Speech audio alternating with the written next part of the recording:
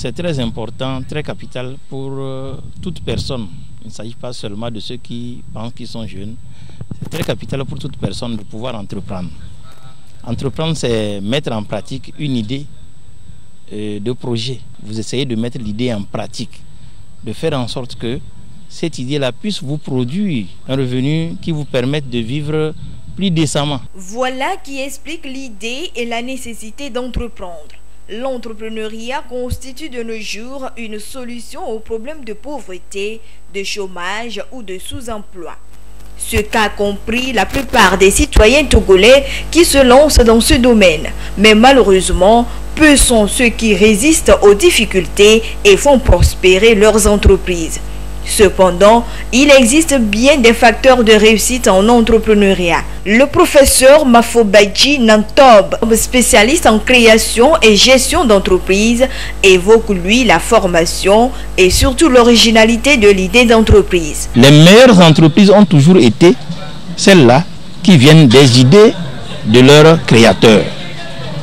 Quand vous aimez la chose, vous êtes prêt à tout faire pour que ça réussisse. Il y a une petite formation à donner peut-être à ceux-là qui s'intéressent à ça, à la création d'entreprises, et de leur dire que l'élément moteur, l'élément essentiel se trouve en eux-mêmes. L'un des facteurs de risque à la faillite est le financement de projets. Mais là encore, il existe des solutions pour s'en sortir et mener à bien ses activités entrepreneuriales. Toute idée d'entreprise est d'abord en miniature. Et ce n'est pas avec des millions qu'on commence une entreprise en réalité. De la même façon que je dis que l'entreprise à 0 francs est une mauvaise explication, une sorte d'aberration pour le peuple qui ne comprend pas ça et que nous aussi nous ne comprenons pas. Parce qu'il s'agit, dans le cas de l'entreprise à 0 francs, d'une entreprise où les investissements de base ne sont pas capitalisés. Donc il y a plein d'entreprises qui commencent comme ça et qui finissent par devenir de grandes entreprises. Maintenant, quand les gens s'attendent au financement, c'est parce qu'ils ont des idées qui portent loin, mais ils ne savent pas quel est le premier pas de l'escalier à emprunter. Même ceux qui sont en haut là-bas, ils vous diront que personne n'a voulu les financer. Donc, il faut peut-être commencer par des petites choses, les maîtriser, être sûr de garantir la prospérité de l'entité aussi petite avant de penser à son agrandissement. Mais si vous commencez en même temps, pour un simple élevage, vous allez vous payer 1000 pondeuses par exemple. Comment vous allez les nourrir quand vous ne savez pas nourrir une seule pondeuse? Donc au départ, nous prions les gens de ne pas avoir des ambitions trop exagérées, d'être dans le réel, de commencer à petits coups. Il y a un temps d'observation avant de faire une application grandiose. À ces solutions pour une réussite en entrepreneuriat s'ajoute la confiance en soi et la détermination. Des gages indispensables pour emmener à bon port son entreprise et pouvoir jouir pleinement de ses fruits.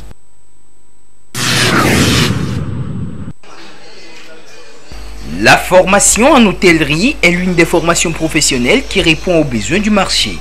Au Togo, de nombreux jeunes se sont lancés dans ce secteur dans le souci d'éviter le chômage. J'apprécie beaucoup le domaine et c'est ma passion, c'est le métier que je vais exercer. Donc je me suis dit autant venir apprendre là où l'excellence réside. Nous sommes venus pour apprendre, nous aimons le métier, nous sommes concentrés sur ce que nous faisons. Ils nous accompagnent jusqu'au bout, jusqu'au niveau de l'emploi. Et même si nous voulons nous installer à notre propre compte, ils sont toujours à nos côtés. C'est bien de développer l'hôtellerie vraiment chez nous et de permettre à tous et peut-être accompagner les enfants avec un petit projet, n'est-ce pas? Faire un petit projet d'accompagnement pour qu'ils se prennent en charge. Parce que maintenant, nous ne pouvons plus attendre que de l'État.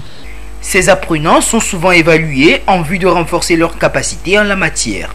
C'est ce qui justifie cet examen blanc initié dans ces structures de formation à Agouenivé. La formation en hôtellerie comprend la cuisine, la restauration, la pâtisserie et autres.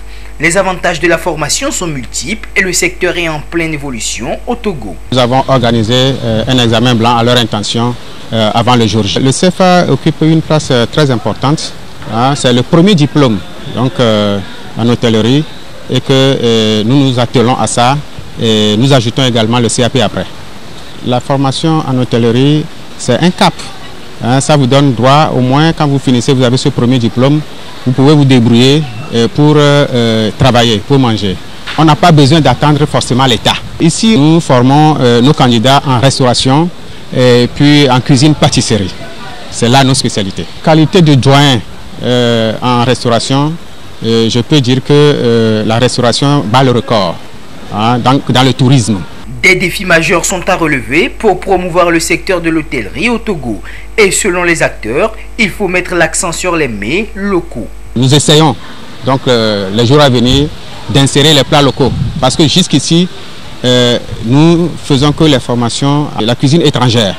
Et donc nous nous battons que les prochains jours, nous allons essayer donc d'insérer nos plats locaux. Il y a beaucoup de défis à relever parce que jusqu'ici, tout est axé sur la cuisine française, sinon la cuisine européenne. Revenons donc à l'authenticité, consommons produits togolais. Ces conseils sont à mettre en application pour diversifier la formation en hôtellerie pour les apprenants.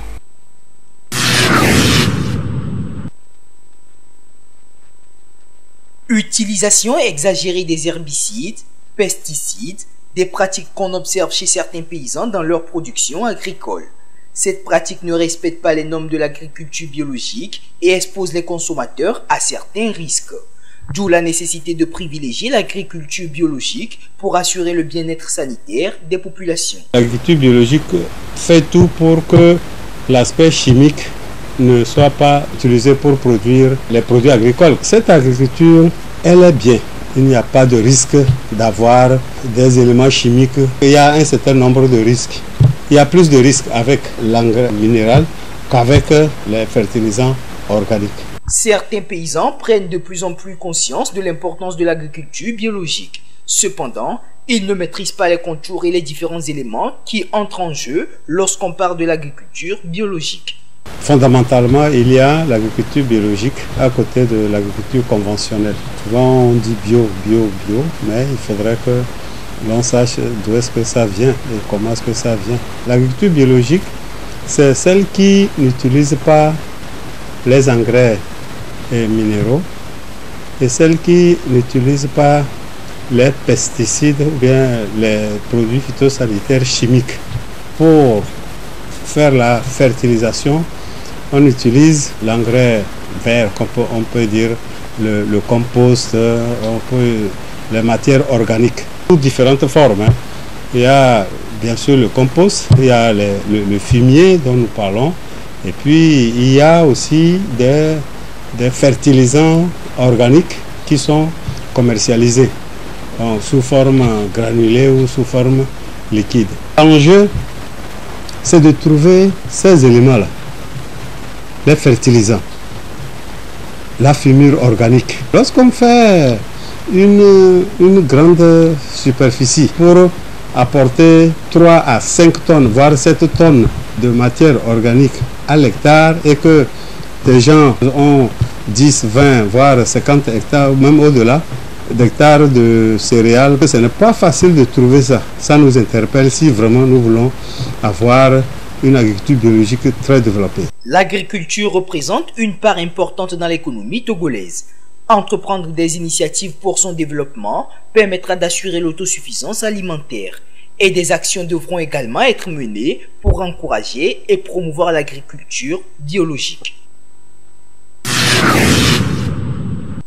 Selon une récente étude de l'Organisation mondiale de la santé OMS, près de 73 millions d'avortements provoqués ont lieu chaque année dans le monde. Les estimations mondiales de 2010 à 2014 ont cependant démontré que 45% de l'ensemble des interruptions volontaires de grossesse étaient souvent non sécurisées. Un tiers d'entre elles étaient pratiquées dans les conditions les plus dangereuses, c'est-à-dire par des personnes ne disposant pas de formations adéquates dans ce domaine et ayant souvent recours à des méthodes dangereuses et invasives. Au Togo, comme dans nombreux pays africains, le sujet de l'avortement demeure encore un véritable tabou. Un phénomène considéré comme contraire aux mœurs, mais de plus en plus en hausse selon les études et surtout auprès de la population jeune. Nombreuses sont cependant les raisons qui peuvent amener à opter pour cette pratique. Les raisons qui vont amener une femme à pratiquer une interruption volontaire de grossesse va dépendre de là où elle se situe. Mais généralement, nous allons parler de notre contrée parce que nous sommes dans un pays en voie de développement. Et dans ces contrées, généralement, ce qui entraîne ces femmes à faire recours à l'interruption de la grossesse, c'est d'abord un manque d'éducation sexuelle qui font qu'elles encourent beaucoup de risques de tomber enceintes dès les premiers rapports sexuels. Également aussi, nous allons déplorer la non-disponibilité ou la non-accessibilité des moyens de contraception à ces femmes-là ou aux jeunes couples, donc qui font que souvent elles ont des grossesses non désirées.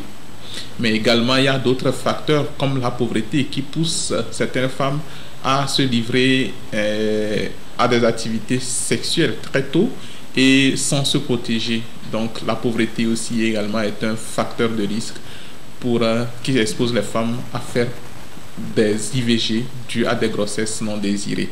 Mais à côté, nous allons aussi déplorer des cas de viol, des cas d'inceste qui sont des raisons également qui poussent ces femmes à faire recours malheureusement à l'interruption volontaire de grossesse. À ce jour, l'avortement non sécurisé constitue l'une des principales causes de décès maternels et de morbidité dans le monde. Une pratique qui, mal faite, peut entraîner des complications et conséquences graves sur la santé, voire la fécondité de la femme. La première conséquence, la plus grande pourvoyeur de mort ou bien de séquelles chez ce genre de femmes, ce sont les hémorragies qui peuvent emporter cette dernière-là. Également, des infections et des septicémies. Quand on parle de septicémie, il faut entendre par là une infection généralisée du corps. Et également, à côté de cela aussi, nous allons avoir les perforations de l'utérus, les perforations de l'intestin. Cela va entraîner également des péritonites. Des péritonites qui sont aussi très très graves, ce qui nécessite généralement et obligatoirement une prise en charge chirurgicale rapide. Au cas échéant, la victime va passer au-delà. Et également, il peut s'agir des traumatismes qui vont concerner la vessie et l'urètre. Donc cette femme va devenir incontinente, elle va plus pouvoir garder ses urines, ou si ça concerne le rectum et l'anus, c'est que la personne ne pourra plus bien garder les selles. Et après, c'est des sentiments de tristesse, de culpabilité qui vont survenir. Et cela va susciter chez ces femmes à la longue des angoisses, de l'anxiété. Au Togo, bien que l'avortement soit interdit par la loi, des exceptions peuvent être faites dans certaines situations. Dans la loi sur la santé de la reproduction 2007/005 du 10 janvier 2007, la loi togolaise a été claire là-dessus et elle a vraiment réglementé en son article 42 les bases légales de l'interruption volontaire de grossesse. Dans l'un de ces alinéas, il est stipulé que l'interruption de grossesse peut se faire en cas, par exemple, d'inceste ou de viol, ou lorsque la poursuite de la grossesse peut engendrer un risque sur la santé maternelle. Un risque, quand on parle de risque, c'est sur la vie, le pronostic vital de la maman. Le dernier cadre, c'est lorsque l'enfant ou le fœtus qui est dans l'utérus est porteur d'une maladie grave, avérée et diagnostiquée par un médecin. Outrepasser ce cadre-là, l'interruption volontaire de grossesse est punie par la loi. Mettre beaucoup plus l'accent sur l'éducation sexuelle dès le bas âge et sensibiliser davantage sur les risques liés à l'avortement devrait permettre de réduire considérablement le nombre de victimes liées au phénomène.